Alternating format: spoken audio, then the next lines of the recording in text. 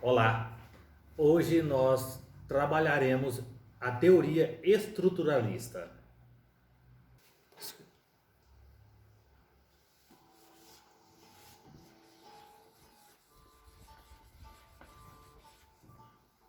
Escrevendo, eu gravei você escrevendo. Eu prefiro assim.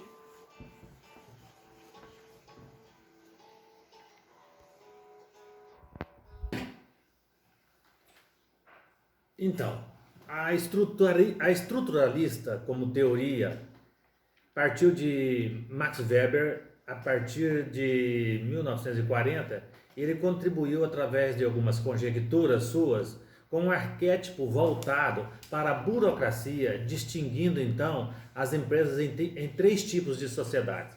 As empresas tradicionais, que elas eram voltadas mais para o lado patriarcal, onde os donos tinham uma ênfase em administrar de forma paternalista, patrimonialista, valia muito mais a questão da família, a empresa ela girava em torno da família, e aí existiam os clãs, as heranças, então prevalecia a primogenitura, que era o primeiro filho, que tinha maiores poderes na empresa.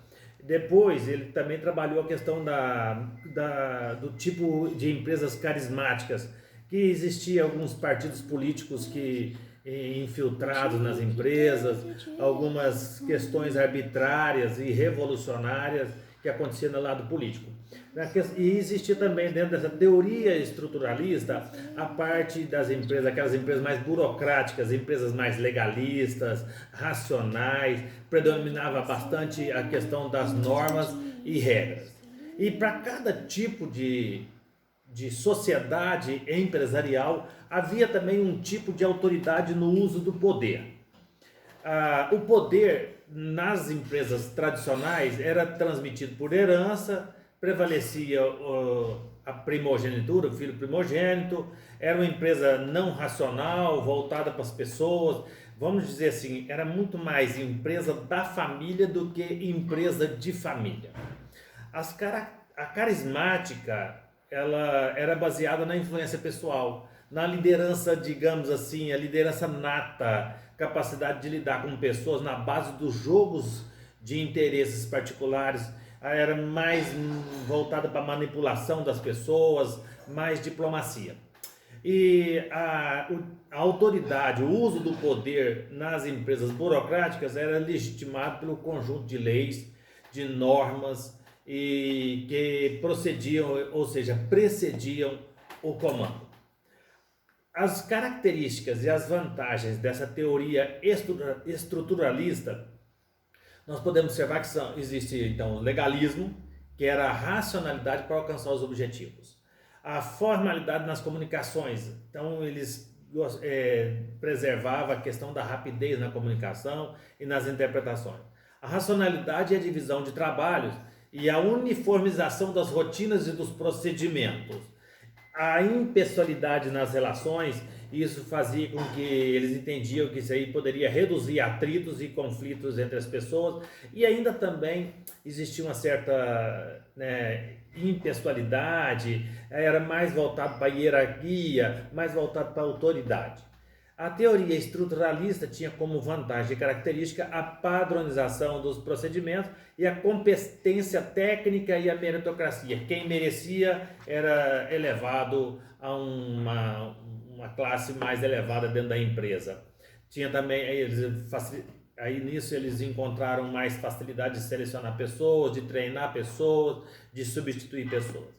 Separação entre administração e propriedade, constância de igualdade nas decisões. Para cada decisão, para cada situação, se existe uma situação igual, a decisão deveria ser igual, certo? E não importava se isso ia mexer com o sentimento das pessoas. A profissionalização também era uma vantagem na teoria estruturalista, para confiança nas decisões. A partir do momento que você tem normas e regras, tornava mais confiáveis as decisões e os processos. E também tinha uma previsibilidade do funcionalismo, benefícios para pessoas e oportunidades de acordo com seu mérito. Ela, segundo Merton, ele traz algumas disfunções nessa teoria, e eu gostaria de trazer para vocês, como sempre tem um lado bom, tem um lado também nefasto, né? O apego aos regulamentos e regras, legalismo exagerado e falta de flexibilidade, excesso de papelório, formulários, formalidades, dificultando o processo de comunicação e prejudicando também a produtividade. E as pessoas, de um modo que elas não tinham dificuldade em expressar sentimentos. A rotinização excessiva favorecia mudanças, então tudo era rotinizado. Se tudo era rotinizado e padronizado, quando se promovia uma mudança, as pessoas se tornavam resistentes àquilo. A despersonalização dos indivíduos e a supervalorização dos cargos é também uma disfunção apontada por Merton. A valorização da hierarquia impede a busca de soluções alternativas melhores e diferentes das do superior. Então prevalecia o superior. Aquele que estava numa hierarquia abaixo não tinha liberdade de traçar uma solução, de apresentar uma solução, porque prevalecia a do seu chefe. A padronização e as rotinas, os procedimentos implicavam na conformidade, impedindo a busca de solução de processos melhores. Então, se já existia uma rotinização e era muito burocrática aquela empresa, também não prevalecia ali uma busca de um processo melhor, de melhoria de processo, melhoria contínua. Isso aí não existia, tinha essas dificuldades, então era uma disfunção. A hierarquia e a autoridade exacerbada resultam em sinais de status. Claro, se você tem uma empresa extremamente hierarquizada, vertical, e aqueles que estão acima nesse organograma, com certeza eles abusavam do poder, sim. Tinha status elevado na sociedade, eles faziam questão de usar esse status até mesmo como para influenciar pessoas a seu favor. A inflexibilidade torna difícil o atendimento ao cliente. Então, o cliente encontra numa empresa inflexível dificuldade de reclamar, dificuldade de dar sugestão, de fazer alguma observação. O cliente não tem vez num processo estruturalista e burocrático. E para finalizar, eu gostaria de ler com vocês aqui, para vocês, um comentário interessante que está na apostila de vocês, na página 34.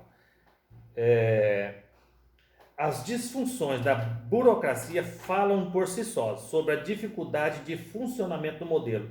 Nem tudo pode ser previsto e nada pode ser imutável em administração. A administração é totalmente, para finalizar essa gravação, a administração ela é totalmente, digamos assim, ela não pode ser burocratizada, ela não pode ser estática, ela é dinâmica, ela é extremamente dinâmica. Muito obrigado pela sua atenção.